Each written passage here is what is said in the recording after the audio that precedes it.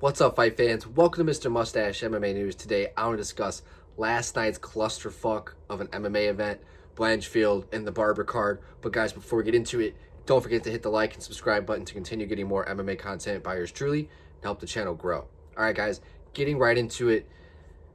What didn't go wrong with last night's fight card? With fight cancellations, weight misses, just last minute fight cancellations, the people who came in to step in on short notice couldn't come in, visa issues.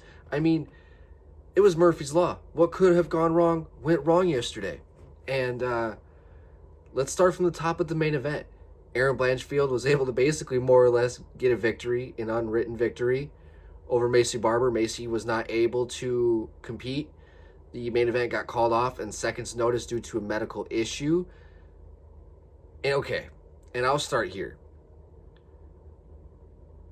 I'm not going to sit here and say for sure I know what Maycee's going through, but I'm going to say that I'm skeptical of what's happened. UFC, they've pulled things in the past. Kevin Holland, Hamzat, Nate Diaz, Tony Ferguson, example, to help things in their favor, right? Or to save a fighter, right? To save Nate Diaz. And I hate to use Nate as an example in this, but Maycee was about to go out and compete and turns around and says she can't go, but then says that she wasn't medically cleared. But if she was ready for the walk, she was ready to go. So something happened. And my wife had seizures. So it's something I've dealt with. That I dealt with on a very regular basis, and I was pretty good with knowing when it was coming, symptoms, what could cause it. And I'm skeptical in the sense of Maycee Barber's case because she had her weight cut yesterday, over 24 hours ago. Not yesterday, but at the point, like the day before her weight cut was completed. She had at that point, 24 to 30 hours of rehydration to get back to that point. But with that type of dehydration and maybe the stress that comes into that main event, the nerves and going out there about to walk out, stress can most certainly induce a seizure, especially if you're epileptic. They did say that she's been dealing with health issues. Maybe that is the case. Maybe she's starting to have seizures. But if that is the case behind the scenes, I think that there needs to be a higher level of responsibility dealt towards her health, because you should not be going out there taking punches to the head if you are not becoming an epileptic. I don't care how young you are. You're not going to live a long life. So that is why I'm kind of skeptical. Now, I'm not, because I don't want to sit there and I'll say that she's lying, because we don't know. But it was just fishy in the sense of how it happened. Missed weight by the half a pound. There's also the reports of her breast augmentation that she had, which it seems like it's pretty clear that she had something done, right? Maybe she miscalculated that into her weight cut. But nonetheless, it seemed to me that it was a nerve issue. Maybe it got the best of her. Maybe she had to shit her pants. And they did that to kind of save her from maybe some sort of public humiliation and try to say it was a medical problem. Who knows? So I don't want to sit there and say that she was an outright liar, but I definitely want to sit there and say that it could have been avoided if she was a little bit more professional with her weight cut. It's not like this was a short notice fight. It's just, I'm skeptical, especially with someone who's had a lot of knowledge with this type of stuff. And I've dealt with this stuff firsthand, very firsthand, a lot of experience. But Erin went out there and torched her on her post-event interview. Said that she's not going to give her the fight. I agree with that. Why take the risk? She couldn't show up the first time at a main event. Why go out there and put out another fight camp, weight cut, if she's not going to show out, even if you win, bonus money, 20% of hers, all of that. I think that it just shows how much of a competitor Erin Blanchfield is, and I think it's only best for her to move on towards more active, higher ranked opponents. Get her maybe with her rematch with Manon, a fight with Natalia, a fight with Alexa. I know that even Jasmine Jazz Devicious was even out there. She's on her rise. So all those things could happen for Erin Blanchfield moving forward. She definitely has her pick of the litter and what she can do. She could even get a title shot and sneak ahead of Natalia Silva. You never know, right? We've seen crazier things. We're talking about Volk and Yair Part 2, for God's sakes. So, crazy controversy with that fight. And with Maycee, if this is the case with the seizures, man, you got to take your time. You have to get some CT scans, talk to some neurologists, really take the time off and take a look deeper into yourself on what your motivations are, because clearly if fighting is affecting you in this manner, that's not good, and I think your health is the most important thing. Moving on to our co-main turned into main event. Gamrot defeats Klein by being Gamrot. First 2 rounds, he was just good pressure.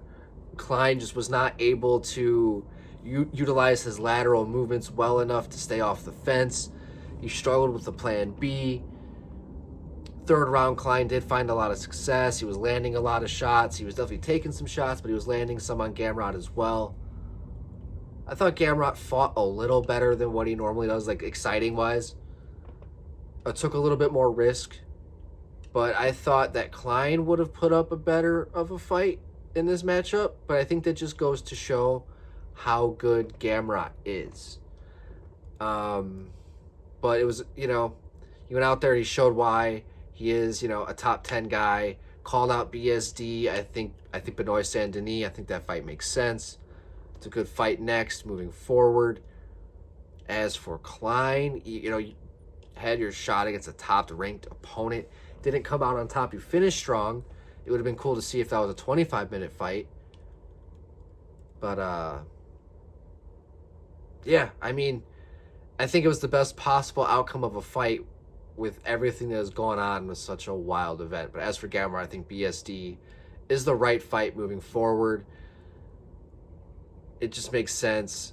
And with everything that Saint-Denis talked, and then it makes sense. The fight makes sense, and I think that's logical going forward. Next up, was it Dustin Jacoby? Was that the next fight? No, Ramiz Brahimov. I want to say it right. Ramiz Brahimaj. Sorry, buddy. I'm trying. Submits Billy Ray Goff 3 minutes into the first round in a short notice fight where they both had different opponents. Ramiz was supposed to fight Oban Elliott, who had visa issues. He could not participate in the event, which is strange. It's like you have such a visa, like that should already be figured out before that fight is even matched up. I don't know who dropped the ball on that. Was it the UFC or if that's Oban's side? I don't really know how that works out. But they fucking dropped the ball on that one. And Billy Ray Goff was I forgot who he was supposed to fight. There's so much that had happened, right? But that I don't know if maybe they scratched that fight to save both. I don't know how that worked out. But nonetheless, Ramiz came in as a huge underdog. The glaze was real on Billy Ray.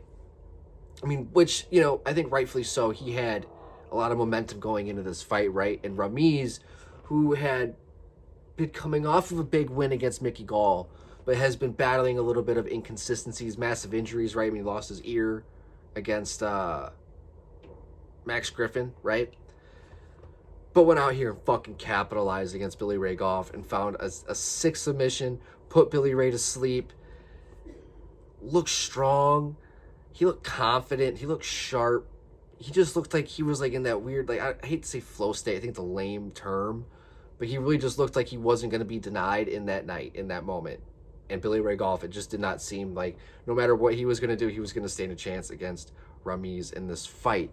Ramiz came out, showed massive love to the UFC. I think it was Sean Shelby, might have been Mick, forgot which guy it was, but showed a lot of love to them for continuing their support towards him and not releasing them in a time when they could have. And now I think, some good hype, stole the height of Billy Ray. He came off of a big fight where he knocked out Mickey Gall. He was going to fight Oban Elliott. Now, I think you make that fight again. You put that into maybe an Abu Dhabi card, somewhere else. But Ramiz showed the Chicago City love. Thank you, man. With a big victory over a very tough and highly scouted prospect of the UFC. With Ramiz, I'd like to see, again with Oban. And as for Billy Ray, got choked out. What are you gonna do? I don't think he's gonna lose a lot of momentum. He fought a tough guy, short notice. He wasn't training for this. There's a lot going on, so I think that just let him go out, get a full training camp again back in, and whoever he decides to fight moving forward, I'm gonna tune in. The guy throws hands. After that, Dustin Jacoby knocks out Bruno Lopez. Made quick work, hurt him really quick with a stiff jab, and Bruno was immediately on the back foot. He retreated immediately, and Dustin started attacking him on the cage, clinch situation. You hear his coaches screaming, break off, break off, break off. The second he did, he started teeing off on Bruno again and just made quick work out of the highly touted prospect in a fight where it put Dustin Jacoby right back in a position where he's maybe one fight away from fighting a ranked guy, or his next fight could be against a ranked guy. He had that fight with Roundtree before, very back and forth. I think it was a split decision. A lot of people called it a robbery. It was a close fight. And it just, Dustin, a guy is dangerous and is sharp and is tactical. As Dustin Jacoby doesn't get the recognition he deserves. And a lot of those losses that he had were funky losses.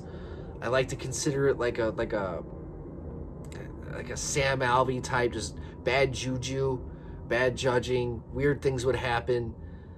But I like to see now that he is now back on like a 2-fight winning streak. He's really getting his traction back within the UFC, and whoever he fights next, I'm definitely going to. I know Jimmy Crute's coming back. I don't know why. I'd love to see a Dustin Jacoby and Jimmy Crute fight next. That would be sweet. Bruno Lopez, what are you going to do? You fought a tough guy. You're 14-1 going into this fight. I think that you had to be tested. And I think Dustin was a good show to just be like, hey, this is a fucking level here. This is UFC caliber. If you're not going to get through Dustin, he is the gold standard of what it means to walk around as a UFC fighter. Not a guy who just has his little cup of tea with the promotion. A guy who has actually been there, is battle tested, and has had longevity and success within the organization. But Bruno, I think he'll, depending on how he handles the loss, I think he definitely has the ability to be successful within the UFC still, even after a loss like this. Next up, Ketlen Vieira defeats Maycee Barber in a fight where I said this was going to be a battle of wills. Whoever wants it more, right? I thought Maycee was going to be able to get her hand raised. I thought she was going to have that tenacity, right? Now, she did not get her hand raised, but I have to say there's an asterisk in this fight. Ketlen was not able to make weight, and they made an agreement to move this fight to featherweight. Maycee said that she had already made 135. She had already cut the weight when this had happened. So Ketlen was able to go out there and not have to cut the extra 10 pounds, and it looked like it. She was stronger. She was faster. Maycee was flat. You could see that the weight cut had affected her more. Ketlen just looked bigger, stronger, faster, hungrier, no pun intended. And got her hand raised, and it's like, well, she lost her money, but she won. But I think as for Maycee, I thought, because she even made like a post about it, basically saying like, hey, I still took the fight. We're still professionals. We still showed up. And they still take it as a moral victory, I'm assuming. And she should. Because you did make weight. You were the professional, and Ketlen did not. She had to cheat to get her hand raised. And yes, you did agree to fight. That's for sure. So a lot of excuses are thrown out the window at that point. But I think that this fight, it's a win with an asterisk. for Ketlen Vieira. Next up, I'd like to see a rematch, honestly, between those two ladies. I'd like to see him do it again and have them both fucking make weight. Zachary Reese and Dusko Todorovic. Fell asleep, didn't watch it. I tried my best. I've struggled lately, guys. It has nothing to do with the UFC cards being boring. I struggle really hard because there's some Saturday mornings I work. I don't take a nap. I don't sleep in between, and I go right into the fight night. And it's just, I struggle as it is to stay up past 9 p.m. It's a fucking issue. So there's times where in the middle of cards, I'll fall asleep for 10 or 15 minutes. And there's 2 fights that I missed on this card. It's these next 2 fights, Zachary Reese and Dusko Todorovic. So I can't really talk much on those. Alan Nascimento went out there and got the win over Jafel Filo. Was also kind of sleeping for that fight, so I really can't say much about it. So moving on to the bottom 3 cards, fights of this card. Jordan Leavitt, Kurt Halabaugh. As quick as it was, and I didn't do a breakdown of this fight. I wanted to. I ended up just not doing it.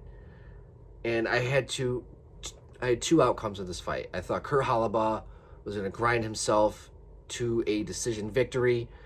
I thought he was going to have to work really hard to keep the fight on the feet.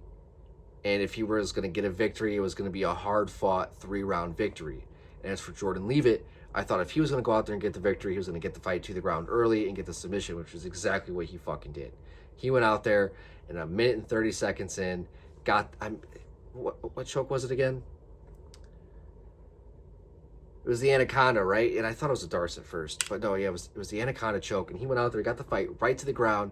And you saw Kurt, he was doing his best, but he just didn't really have that urgency. I feel like he was trying to stay overly calm against a guy who was overly dangerous.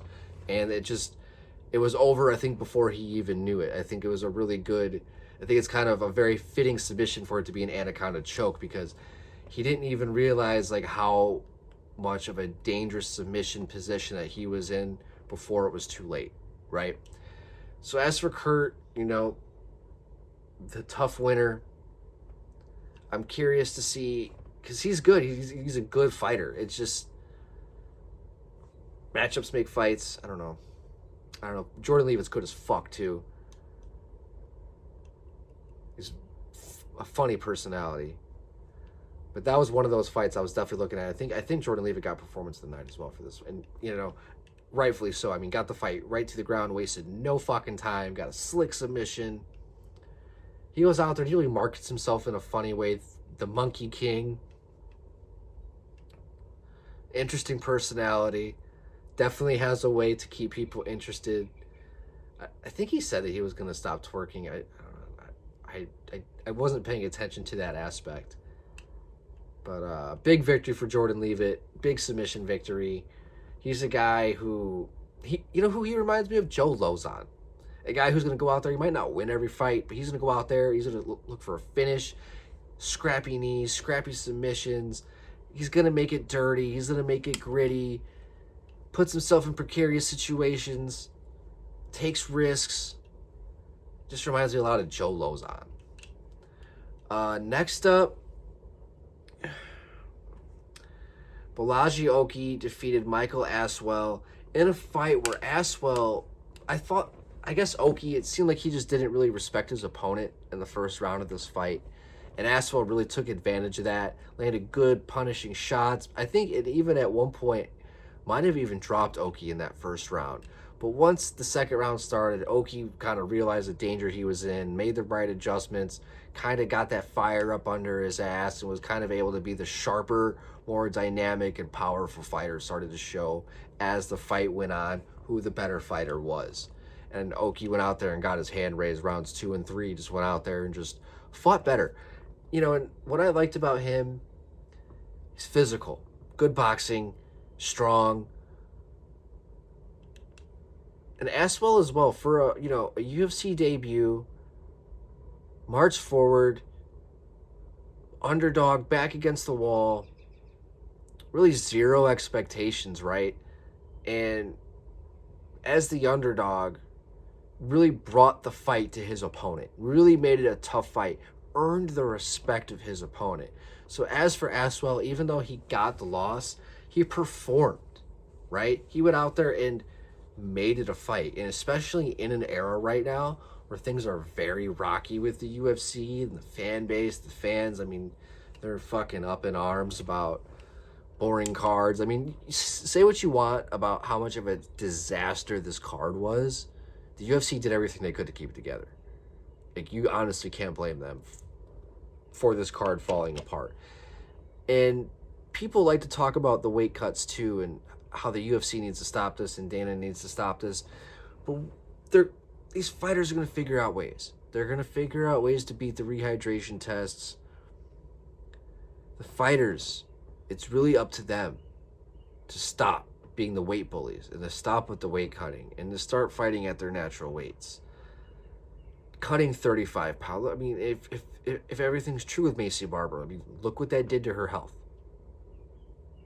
Look what that did to her health. Joe Pyfer, right? So, and I mean, there's massive track record. I mean, Trevin Giles. Trevin Giles was supposed to fight Gustafsson.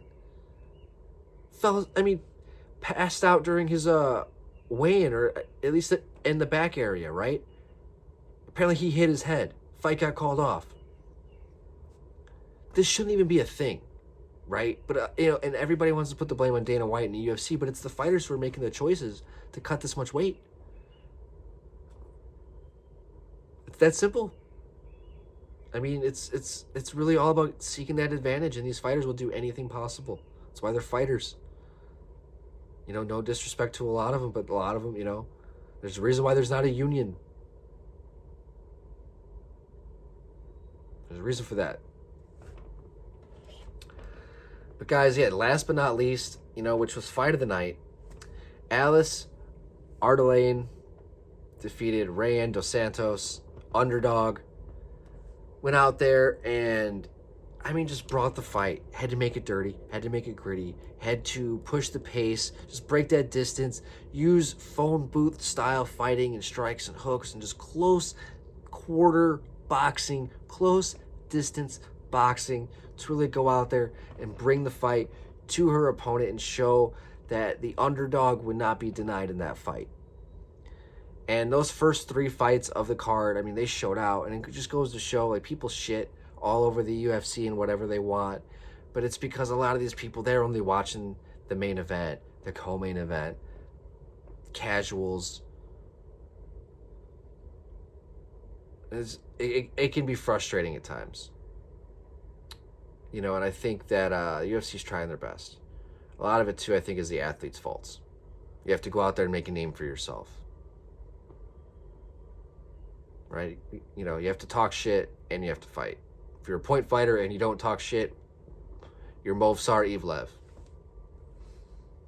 It's on the fighters. That guy should be fighting for the title next.